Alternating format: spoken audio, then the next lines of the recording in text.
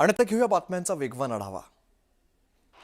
पुण्यात उपमुख्यमंत्री सुनेत्रा पवार आणि प्रफुल्ल पटेल यांच्यात बैठक पार पडली आणि बैठकीत पोटनिवडणुकीसंदर्भात चर्चा झाल्याची माहिती आहे।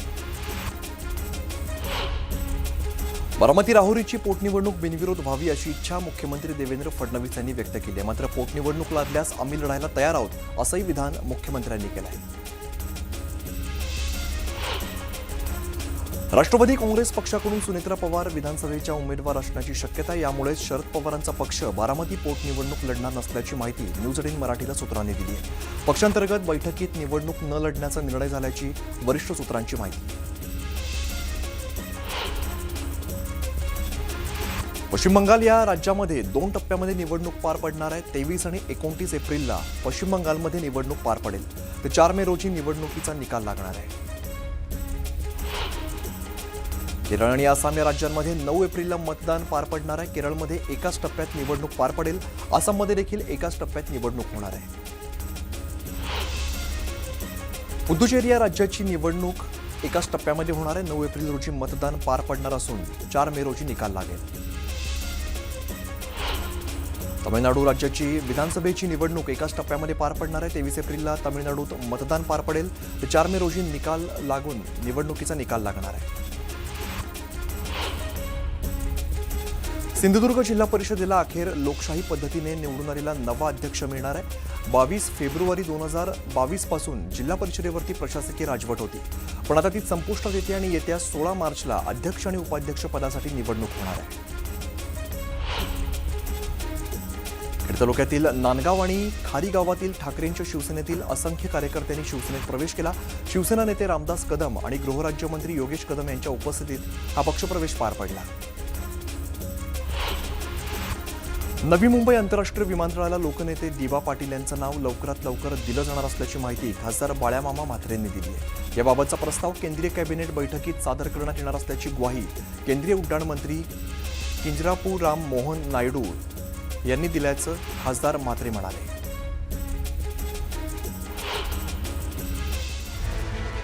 एक महत्त्वाची बातमी समोर येते। युद्धजन्य परिस्थितीत भारताला एक मोठा दिलासा देणारी बातमी सध्या समोर येते। शिवालिक आणि नंदादेवी जहाजापाठोपाठ आणखीन एक जहाज भारताच्या दिशेने रवाना झालेलं आहे। जगलाडकी हे जहाज UAE मधून भारताच्या दिशेने आता रवाना झालंय।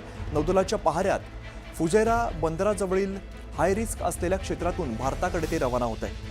या जहाजात जवळपास 80,000 टन इतकं कच्चं तेल आहे।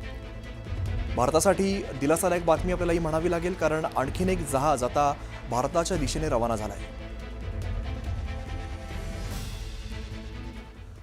भारतासाठी आणखीन एक दिलासादायक बातमी समोर येते, ती म्हणजे मध्य पूर्वेमध्ये युद्ध सुरू असताना 2 भारतीय जहाजं LPG घेऊन गुजरातकडे येत आहेत।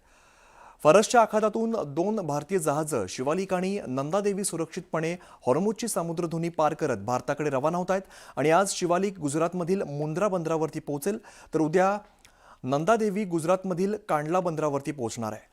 भारत सरकारच्या माहितीनुसार या दोन्ही जहाजांवर सुमारे 92,712 मेट्रिक टन इतका LPG आहे। तर शिवालिक आणि नंदादेवी व्यतिरिक्त भारतात येणारी इतर काही जहाजं देखील खाडी परिसरामध्ये स्टँड बायवरती आहेत आणि त्यांना सुद्धा सुरक्षितपणे भारतात आणण्याचे सध्या प्रयत्न सुरू आहेत।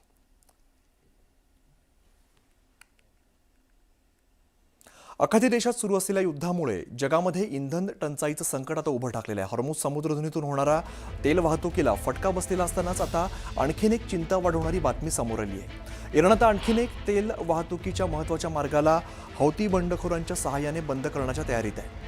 येमेनमधील हौती बंडखोरांनी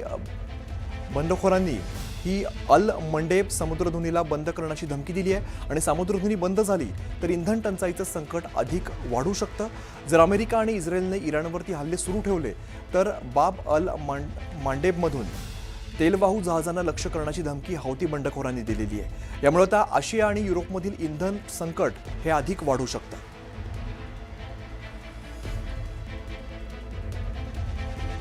आता घेऊया बातम्यांचा वेगवान आढावा। मुंबई पुणे मिसिंग लिंक प्रकल्प महाराष्ट्र दिनी सुरू करण्याचं नियोजन सुरू असून त्या दृष्टीने कामांना वेग देण्यात आलाय। या प्रकल्पातील अखेरच्या बांधकाम पूर्ण झालेलं असून आता त्याच्या खांबांवरती रंगकाम सुरू आहे। एअर इंडिया या विमान कंपनीने नियोजित रजा प्रवास धोरणाचा गैरवापर करणाऱ्या तब्बल 4,000 कर्मचाऱ्यांवरती कारवाई सुरू केली आहे। या कर्मचाऱ्यांकडून दंड आकारण्यासह सुधारणात्मक कारवाई सुरू केल्याचा दावा सूत्रांकडून करण्यात आला आहे. रविवारी मुंबईतील कमाल तापमानात घट झालेली असून कुलाबा या ठिकाणी 33.2 तर सांताक्रूझ या ठिकाणी 31.1 या तापमानाची नोंद झालेली आहे. आज मुंबईचे आकाश निरभ्र असण्याची शक्यता आहे, तर मध्य महाराष्ट्र आणि विदर्भात तुरळक ठिकाणी पाऊस पडण्याचा अंदाज वर्तवण्यात आला आहे. पश्चिम आशियातील युद्धजन्य परिस्थितीच्या पार्श्वभूमीवर 15 ते 18 मार्च दरम्यान भारत आणि पश्चिम आशियातील देशांदरम्यान आठवड्याला तब्बल 252 विमानसेवा चालवण्याचा निर्णय इंडिगोनं घेतलेला आहे. त्यामुळे प्रवाशांना मोठा दिलासा मिळणार आहे. पश्चिम रेल्वेच्या मुंबई सेंट्रल विभागातील स्थानकांवरती 2025-26 या कालावधीत कॉर्पोरेट सोशल रिस्पॉन्सिबिलिटी याच्या माध्यमातून प्रवाशांसाठी विविध सुविधा उपलब्ध करून देण्यात आल्या. विशेषतः दिव्यांग प्रवाशांच्या सोयी, स्वच्छता, पिण्याचं पाणी तसंच आपत्कालीन आरोग्य सेवांना प्राधान्य देण्यात आलं. त्यामुळे स्थानकं आणि सुलभ तसंच प्रवासी अनुकूल होत असल्याचं रेल्वे अधिकाऱ्यांनी सांगितलंय. गुढीपाडव्याच्या सुमारास हापूसचे दर सामान्यांच्या आवाक्यात येऊ लागलेले आहेत. यंदा परिस्थिती उलट आहे. कमी आवक आणि खराब हवामानामुळे दर गगनाला भिडलेले आहेत. त्यामुळे सर्वसामान्यांना आमरसाचा आस्वाद घेण्यासाठी परवडण्याच्या वेळी अक्षय तृतीयेपर्यंत प्रतीक्षा करावी लागण्याची शक्यता आहे. राष्ट्रीय महामार्ग प्राधिकरणाने फास्टॅग वार्षिक पासच्या शुल्कामध्ये 2.5% वाढ केलेली आहे. सध्याचे 3,000 रुपये शुल्क आता 3,075 रुपये होणार आहे. 1 एप्रिल 2026 पासून हे दर लागू होणार असून 56 लाख वापरकर्त्यांना याचा फटका बसणार आहे. फेसबुक, इंस्टाग्राम आणि व्हॉट्सअपची पॅरेंट कंपनी मेटा पुन्हा एकदा मोठ्या प्रमाणात कर्मचारी कपात करण्याच्या तयारीमध्ये. जवळपास 15,000 नोकऱ्या जाण्याची शक्यता वर्तवली जाते. रत्नागिरीच्या दापोली तालुक्यात कमर्शियल गॅस सिलेंडरच्या तुटवड्यामुळे हॉटेल व्यवसाय अडचणीत आलाय. गॅस बुकिंग बंद झाल्यामुळे काहींनी चुलीवरती स्वयंपाक करण्याचा निर्णय स्वीकारलाय. पालगड या ठिकाणी पवार बंधूंनी तब्बल 40 वर्षांपासून चुलीवरती वडा, मिसळ, उसळ, भजी तसंच चहा तयार करण्याची परंपरा कायम ठेवली आहे. तारकेश्वरगडाचे महंत आदिनाथ शास्त्री महाराज हे जखमी असून प्राथमिक माहितीनुसार त्यांनी स्वतःवर वार केल्याची माहिती समोर येते. त्यानंतर त्यांनी अहिल्यानगरच्या खासगी रुग्णालयामध्ये त्यांना दाखल करण्यात आलं. शस्त्रक्रियेनंतर त्यांची प्रकृती स्थिर आहे.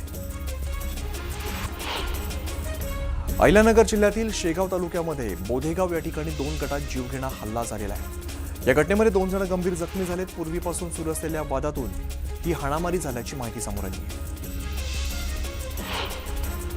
भुसावळ नगर परिषदेत भाजप आणि राष्ट्रवादी शरद पवार गटात आरोप प्रत्यारोप सुरू आहेत. भाजपच्या सत्ता काळामध्ये पाणी पुरवठा भागामध्ये त्रुटीमध्ये मोठ्या प्रमाणात घोटाळा झाल्याचा आरोप राष्ट्रवादी पक्षानं केलाय. तर हिंमत असेल तर आरोप सिद्ध करून दाखवा असं आव्हान भाजपानं दिलंय. मुंबईतील प्रभादेवी स्थानकावरील उड्डाणपुलाचं गर्डर डिलॉन्चिंगसाठी मेगा ब्लॉक घेण्यात आलेला होता. क्रेनच्या हायड्रोलिक पाईपमध्ये अचानक बिघाड झाल्यामुळे नियोजित पाडकाम रखडलंय.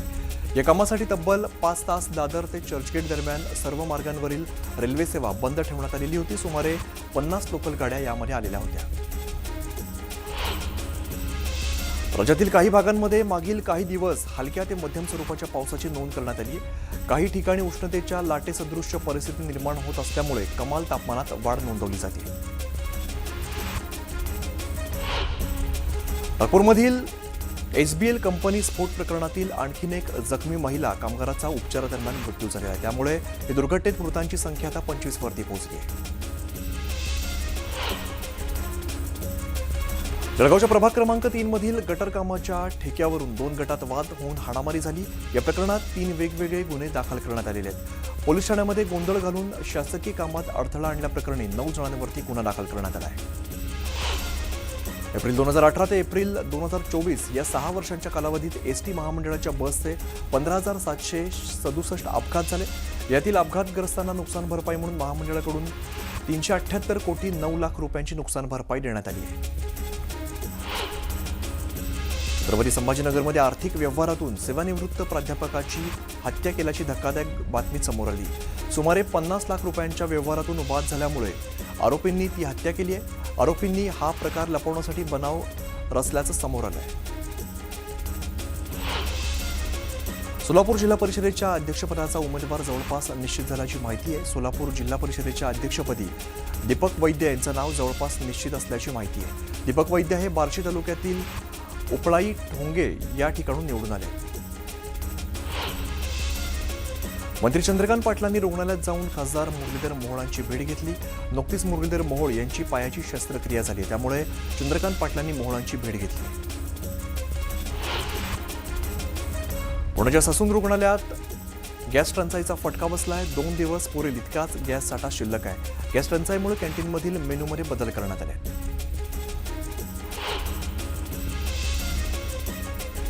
सांगलीतील हॉटेल चालकाबरोबरच मंगल कार्यालय चालकांना देखील गॅस सिलेंडरचा फटका बसलाय. त्यामुळे मंगल कार्यालयात गॅसच्या शेगड्या हटवत चुलीवरती स्वयंपाक करण्याची वेळ आली. अख्खा देशातील युद्धाचा फटका आता रत्नागिरी जिल्ह्याला सुद्धा बसलेला आहे. रत्नागिरी शहरात नागरिकांनी गॅस सिलेंडरसाठी मोठ्या प्रमाणात रांगा लावल्यात. गॅस एजन्सी बाहेर नागरिकांनी गॅस बुकिंगसाठी रांग लावली आहे. तर घरगुती सिलेंडरचा तुटवडा नसल्याचं प्रशासनाकडून सांगण्यात येत आहे. कच्च्या तेलाच्या किमती वाढल्यामुळे शेतीसाठी लागणाऱ्या विविध सिंचन साहित्याच्या दरामध्ये मोठी वाढ झालेली आहे. कच्चं तेल रिफायनरी करताना त्यातून निघणाऱ्या घटकांमधून सिंचनाच्या पाईपची निर्मिती होते. या कच्च्या मालाचा पुरवठा थांबल्यामुळे तुषार सिंचन, ठिबक सिंचन, पीव्हीसी पाईप, मोटर पंप तसंच मोटर पंप केबल यांच्या किमतीमध्ये तब्बल 35 ते 40% वाढ झाली. बाटलीबंद पाण्यासाठी लागणाऱ्या प्लास्टिक बॉटल तयार करणाऱ्या कच्च्या मालावर सुद्धा परिणाम झाला आहे. रिफायनरी बंद असल्यामुळे त्याचा परिणाम पुरवठ्यावरती झालेला असून प्लास्टिकच्या दरात मोठ्या प्रमाणात वाढ झाली आहे. सिंधुदुर्गात हॉटेल व्यवसायाला फटका बसलाय. गॅसचा तुटवडा निर्माण झाल्यामुळे अनेक लहान मोठे हॉटेल्स अडचणीत सापडलेत. मग त्या संकटावर देखील कोकणातील व्यावसायिकांनी वेगळा मार्ग शोधलाय. कुडाळमधील हॉटेल व्यावसायिकांनी पारंपरिक चुलीवरच्या जेवणाचा पर्याय स्वीकारलाय. सांगली जिल्ह्यातील भिवघाटमधील हॉटेल विशालच्या चालकांनी आपल्याकडील सर्व सिलेंडर साठा संपण्याआधीच चुलीवरती स्वयंपाक सुरू केलेला आहे. जे पदार्थ चुलीवरती बनवणं शक्य आहे ते चुलीवरती आणि जे पदार्थ गॅसवरती बनवले जातात त्यासाठी केवळ गॅस सिलेंडरचा वापर केला जातो आहे. गोंदिया जिल्ह्यात देखील व्यावसायिक गॅस सिलेंडर मिळत नसल्यामुळे आणि घरगुती सिलेंडरचे नंबर लवकर लागत नसल्यामुळे नागरिकांनी चुली पेटवल्यात. त्यामुळे लाकडाच्या मागणीमध्ये मोठ्या प्रमाणात वाढ झाली आहे.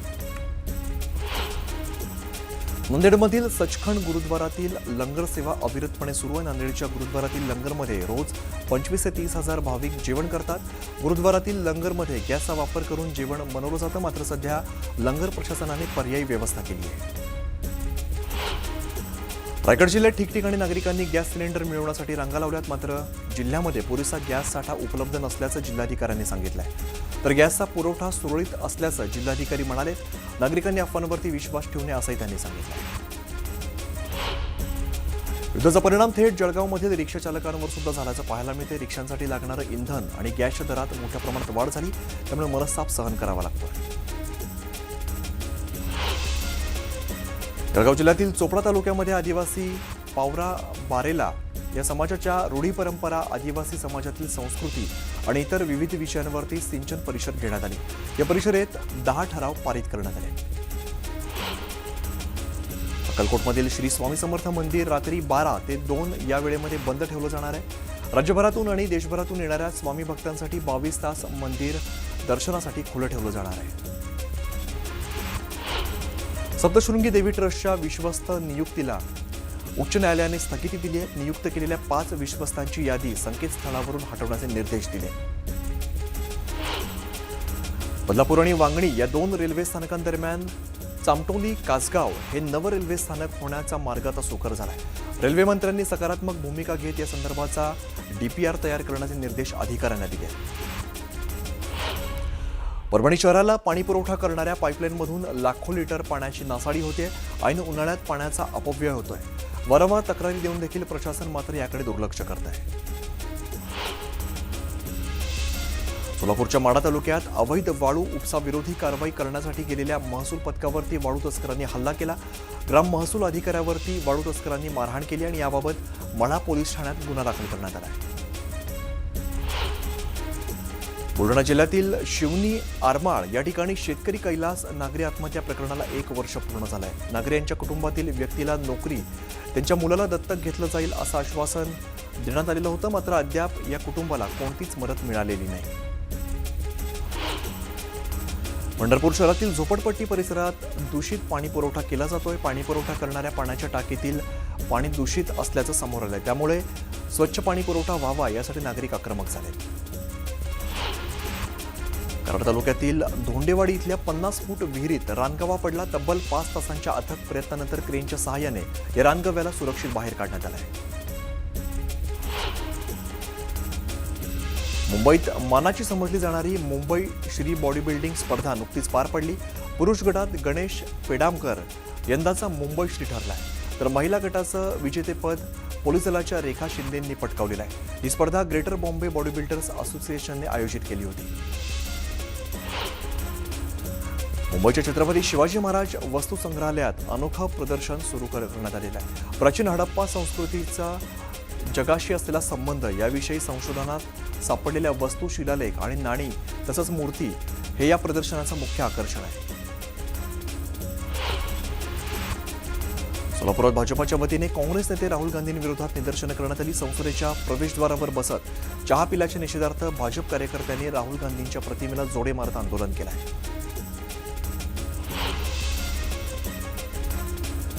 राहुल गांधींच्या विरोधात साताऱ्यामध्ये भाजपाने निषेध आंदोलन केलंय. विरोधकांकडून अफवा पसरवला जात असल्याचा आरोप यावेळेला करण्यात आला. जनतेने अफवांवरती विश्वास ठेवू नये असं आवाहन यावेळेला करण्यात आलं. दिग्गजांना धक्का देत गिरीश गांधींनी विदर्भ साहित्य संघाच्या निवडणुकीमध्ये विजय मिळवला. विदर्भ साहित्य संघाच्या अध्यक्षपदाच्या निवडणुकीत तगडी लढत पाहायला मिळाली. बीडच्या परळीत विद्यानगर भागातील बंगल्याला भीषण आग लागली. घराजवळ पेट्रोल पंप असल्यामुळे नागरिकांमध्ये भीतीचं वातावरण होतं. अखेर अग्निशामक दलाने अथक प्रयत्नानंतर आगीवरती नियंत्रण मिळवलं. सांगलीत एका खासगी बसने अचानक पेट घेतला. चालकाच्या प्रसंगावधानामुळे प्रवासी वेळीच बाहेर पडल्यामुळे मोठा अनर्थ टळलाय.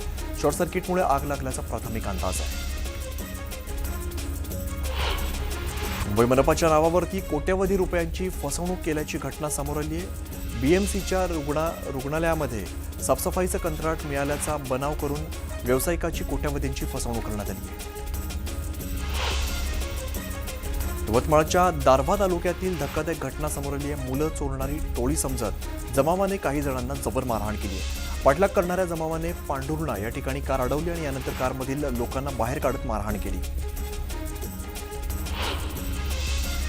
बीडच्या श्री क्षेत्र तारकेश्वर गडाचे महंत आदिनाथ महाराज शास्त्री यांनी स्वतःवरती वार करून गंभीर त्यांना दुखापत झाली आहे. आदिनाथ महाराजांवरती अहिल्यानगरमध्ये उपचार सुरू आहेत. या घटनेमागचं कारण अस्पष्ट आहे. संजय गांधी राष्ट्रीय उद्यानात बिबट्याने एका व्यक्तीवरती हल्ला केला. वडिलांना वाचवण्यासाठी मुलाने दाखवलेल्या धाडसामुळे मोठा अनर्थ टळलाय.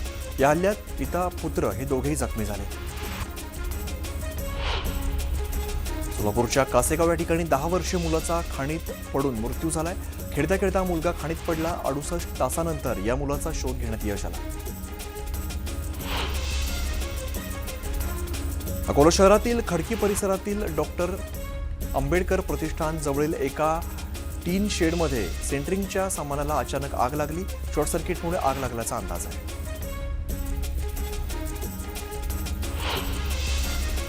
धाराशिव जिल्ह्यातील लातूर तुळजापूर राष्ट्रीय महामार्गावरती 3 वाहनांचा विचित्र अपघात झाला. 3 कारची एकमेकांना जोरदार धडक बसल्यामुळे अपघात झाला. या अपघातात 3 जणांचा जागीच मृत्यू झाला तर 4 जण गंभीर जखमी आहेत.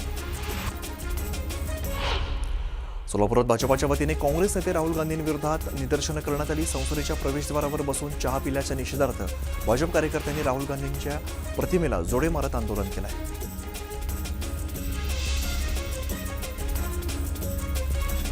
पुण्यात पुन्हा विवाहित महिलेची आत्महत्या झालेली आहे. सासरच्या जाचाला कंटाळून लग्नानंतर 8 महिन्यात विवाहितेने आपलं जीवन संपवलं आहे.